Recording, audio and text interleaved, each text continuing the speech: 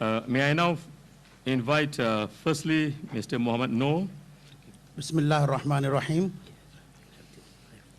Assalamu alaikum and good evening to all of you, to all our panelists and guests and our previous speakers. We are the most persecuted people and we are the floating people everywhere. It's us. They're talking about us.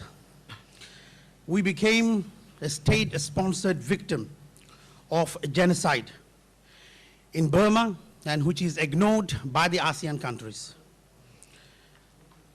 Today, we are talking about it while people are dying on the sea, while people are floating, while people are rotting. The pictures that you have seen just now earlier from one of our speakers, we have managed to talk to them while they are on the boat. And we have spoken to them how long they have been on the sea and what they have been facing from the human traffickers, the rapes, and so on. Myanmar government or the Myanmar-sponsored media has managed to manipulate international media, calling Arakan state into a Rakhine state. Not only that, they also mention ethnic clashes, and they also mention communal violences. There is no such thing called communal violence. There is no such thing called ethnic clash. This is a one-sided attack, that the Rakhine are attacking Rohingya. There's no single Rakhine villages are burned.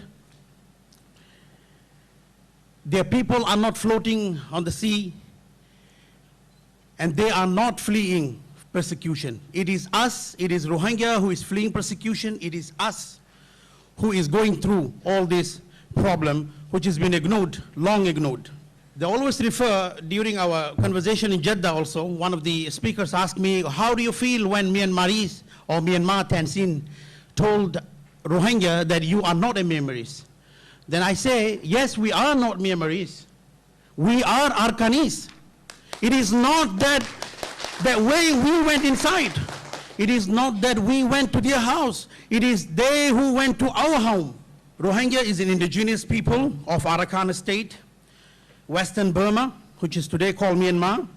They are Indo-Aryans and genealogically lineage of genetical racial mixture of Indian, that Arakan is facing from a, what do we call, power shift problem or global power problems.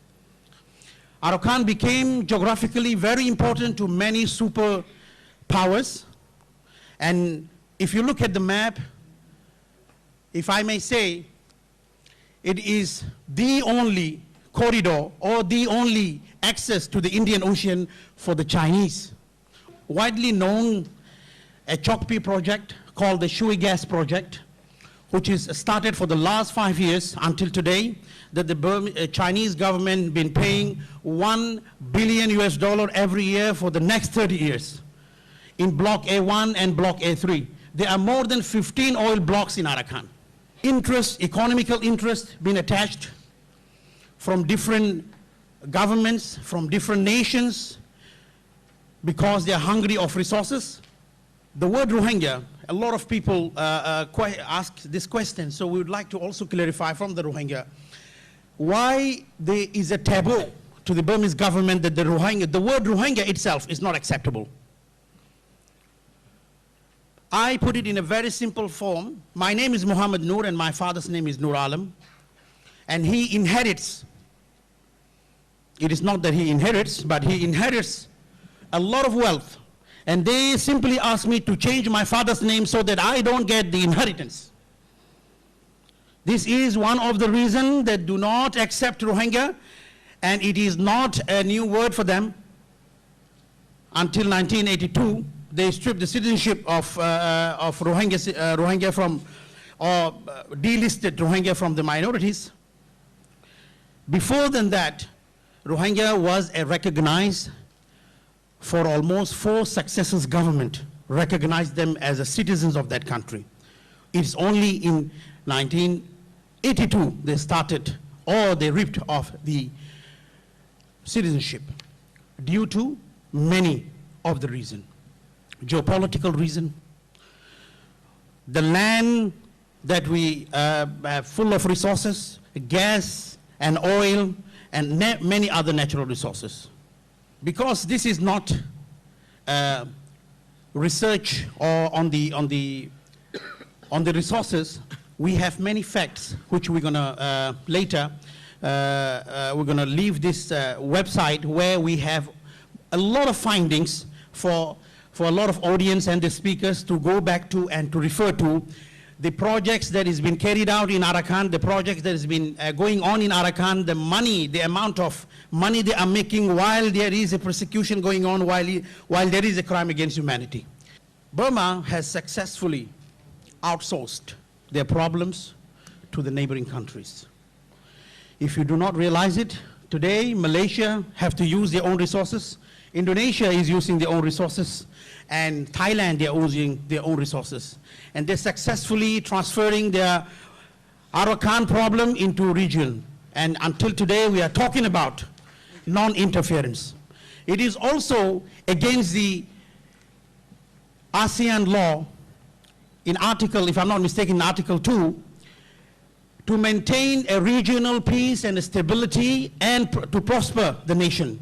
And today, if you look at stakes of government, stakes of people that have been floating and creating a chaos in the region, government has not yet taken any measures or measurement to address the root cause rather than talking about the side effects such as the human trafficking and so on.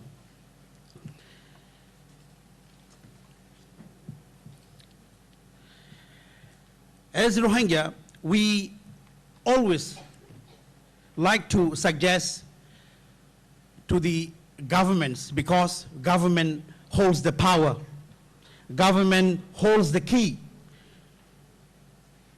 If I may say, as Dr. Mahathir have mentioned today, and it became already a headline in many of the newspapers, locally and internationally, to expel Burma from ASEAN countries, I would like to also add a few suggestions, if I may.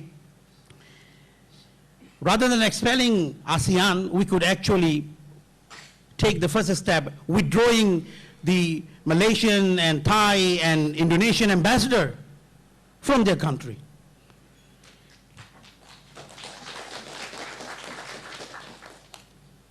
Or freeze the assets of these criminals who are hanging and shopping in the US and in Singapore. Still, they are running, and while people are being killed, their amount and their account is still not been freezed, and they are still making money.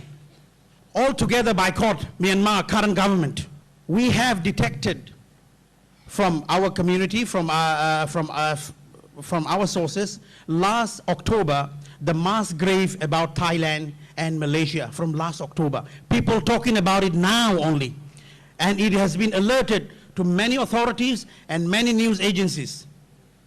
Today in these countries, if human traffickers can kill and bury this much of mass graves, how can you imagine that Arakan has how many mass graves like this?